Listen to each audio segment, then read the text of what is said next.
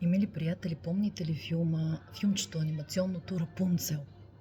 Тя толкова сладка, толкова очарователна, в толкова нейн вътрешен магичен свят се живееше, че тя го проектираше навсякъде, където отиде.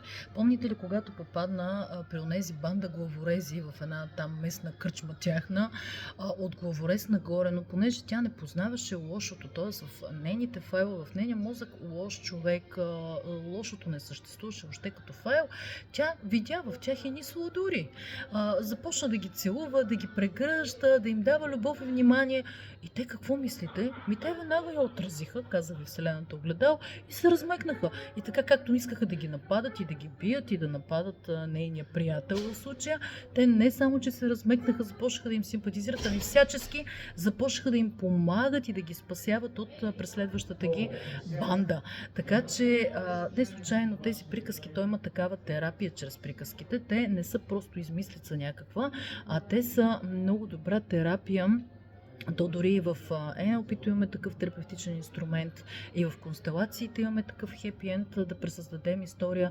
Но защо ви го казвам? Това е нагледен пример как един човек чрез проекцията на това, което е и което носи вътре в себе си, той претворява такава реалност около себе си и хората започват да играят по неговата свирка. Всички започват да го харесват, да му правят услуги, да му дават комплименти, отношения, внимание, защото това той дава на тях и това е неговата реалност. Така че призива ми към вас е, нека вътрешната ви реалност е толкова красива, че никой да не може да ви устои, да иска да ви отвръща с целувка, с благодарност, с прегръдка, с внимание. Това е най-прекрасното. Няма лоши хора, разберете. Хората отразяват онова отношение, което ние имаме към тях, а ние много често проектираме в тях собствените си травми. Те го усещат, отвръщат ни и става един порочен кръг на взаимоотношения, които никак не са приятни. Но ако вие го прекъснете, като една осъзнатост, като една благодарност и кажете, този човек и той има нещо прекрасно, аз имам нещо хубаво в себе си, виждам и неговото хубаво, ще го открия, ще го извадя, ще го подсиля. Това пак е практика от констелациите, когато вадим от субличностите една личност, която има нужда от любов, даваме я и след това вече импрегнираме отново в човека, но той е пренапълнен.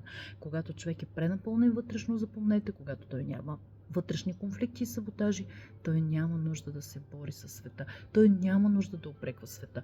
Докато, както казвам на моите ученици и последователи, ако вие имате вътрешни конфликти и незадоволени нужди, като внимание, това са базисни нужди, аз съм ви ги казвала, вие ще реагирате навъпреки на целия свят. Не го позволявайте. Създавайте навсякъде прекрасна реалност. Ще видите как хората, Вселената, огледалото, ще започнат да ви отвръщат със същото. Обичам ви!